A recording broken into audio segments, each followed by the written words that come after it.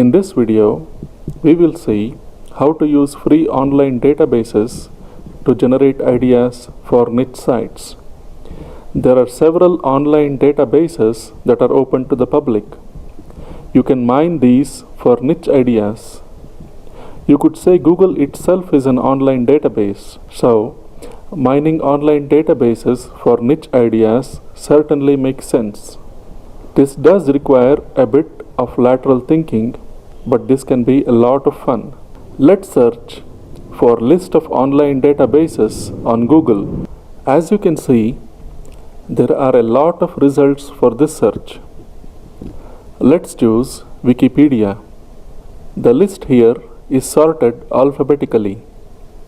Let's just scroll down the list and see what catches our eye. For some reason, this one here caught my attention. Inorganic crystal structure database. There are a lot of people who buy crystals online. So let's do a search on Amazon for crystals and see what comes up. There are so many results for this search. You can easily build an affiliate site around crystals. Now, what's the first thing that comes to mind when you hear the word crystals? Wouldn't you see a picture of a crystal ball in your mind's eye? Let's do a search for crystal balls. More than 200,000 results. You can possibly build an entire site around crystal balls. There seem to be so many kinds of crystal balls. Let's go back to the Wikipedia list.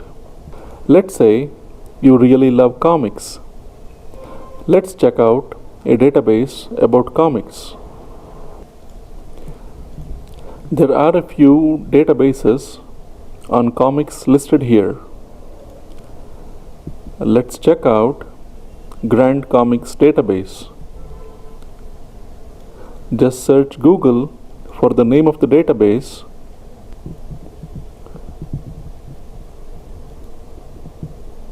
Grand Comics database is a database of all printed comics throughout the world.